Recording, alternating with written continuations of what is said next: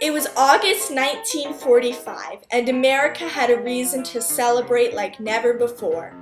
World War II was at an end, and it was clear that the nation had greatly changed over the past decade. We were celebrating a beginning, and young veterans were eager to forget the war and make a fresh start. New families needed a place to live, and of all the changes occurring in post-war America, perhaps none shaped modern American life as much as the GI Bill, which gave 6 million veterans low-interest loans to buy, as one reporter put it, a home of one's own on land of one's own. Now, the United States would need to build 2 million homes each year over the next decade. Enter Bill Levitt of Levitt and Sons Incorporated, by 1949 the largest builder in the United States. Levitt revolutionized the building industry by using the same assembly line methods that produced an airplane every 5 minutes during the war to building a house every 16 minutes to solve the housing shortage. By 1950, Levitt had set his sights on Bucks County, Pennsylvania to build 60,000 houses in 6 years. Bill Levitt broke down house building into 26 distinct operations. At first, 60 houses were being built per week. In the summer of 1952, 6,000 men built 17,311 homes. It went on 7 days a week, actually 24 hours a day, because I've seen guys put roofs on at night on their lights.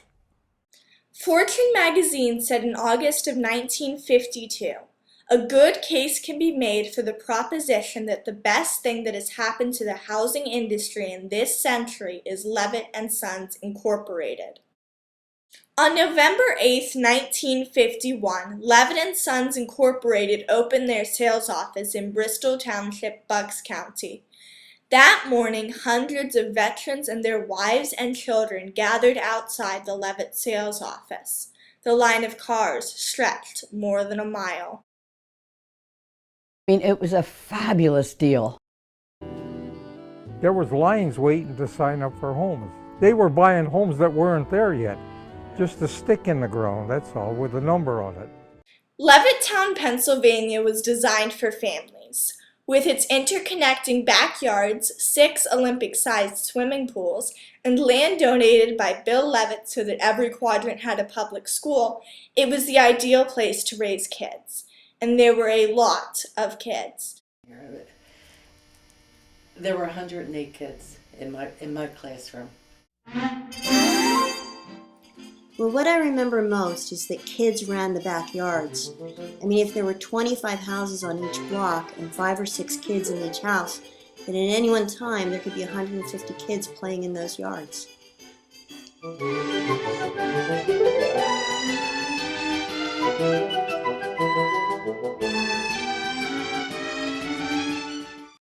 But Levittown wasn't meant for everyone. In the New York development, the Levitt sales contract stated, "No dwelling shall be used or occupied by other than the Caucasian race." Levitt could not insert a racial covenant into Pennsylvania contracts, but as one sales agent told a reporter, "You better believe we sell to whites only." Alan Ward of the Bucks County Traveler commented on Levitt's housing inequality in June of 1954. It cannot be ignored because it is on such a huge scale and is growing at the rate of 40 houses a day. But Levitt couldn't control the secondary market. On a hot August morning in 1957, Bill Myers, a veteran and an engineer getting his master's at a local college, his wife Daisy, their 2 sons, and their 2-week-old baby were just moving into their new Levittown home in the Dogwood Hollow section when the postman knocked on the door, asking to see the owner. Daisy answered that she was the owner. The postman then went to every house on his route, telling them that a black family had just moved in.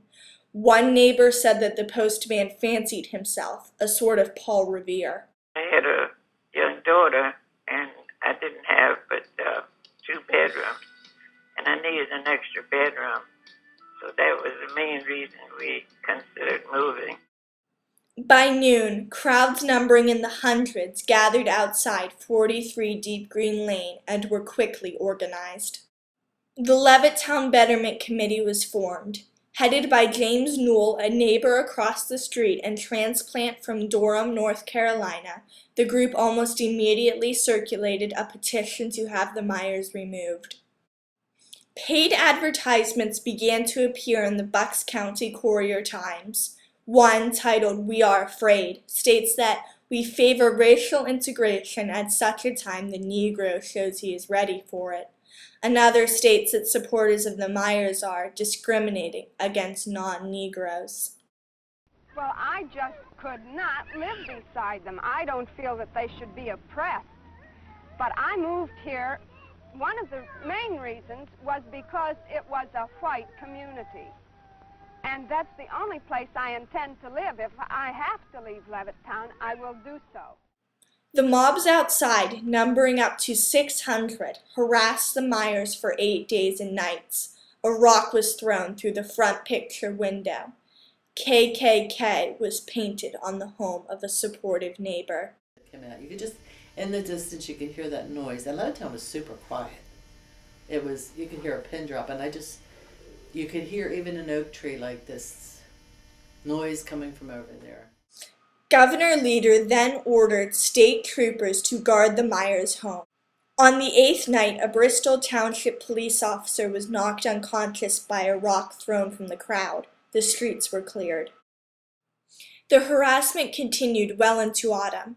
The Levittown Betterment Committee secured a lease for the house directly behind the Myers and named it the Dogwood Hollow Social Club. For months, they blasted slave-era spirituals, and one man walked his black Labrador up and down the street, calling out its name, a racial epithet. Daisy Myers wrote in her autobiography, "The atmosphere in the neighborhood might have been described as festive, except for the 5 of us to whom it was tragic." As the harassment continued through August and into September, the Myers, like millions of Americans, read the news of Strom Thurmond's filibuster of the Civil Rights Act, and then watched the 101st Airborne escort 9 black students past a jeering crowd into Little Rock Central High School. 3 days later in Levittown, a cross was burned on the lawn of Peter Von Bloom, a supporter of the Myers. On August 15, 1958, a year and a day after it began, a permanent injunction was ordered against the Levittown Betterment Committee. However, Levitt continued his racial policies. In 1958, at a press conference announcing Levittown 3, a reporter asked, "Will the community be racially segregated?" Levitt answered, "Our policy on that remains unchanged." For the next 9 years, every time society took up its responsibility in the form of enforcing or enacting civil rights legislation, Levitt and Sons defended their racial policies, going all the way to the Supreme Court.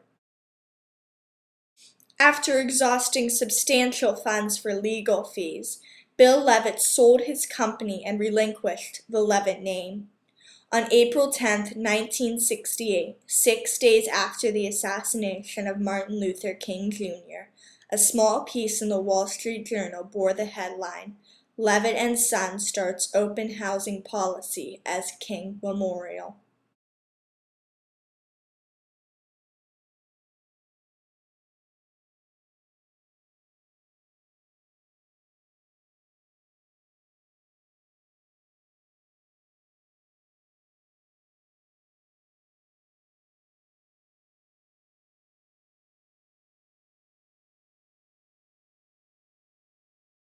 What happens to a dream deferred? Does it dry up like a raisin in the sun, or fester like a sore, and then run? Does it stink like rotten meat, or crusted sugar over like a sickly sweet? Maybe it just sags like a heavy load, or does it explode?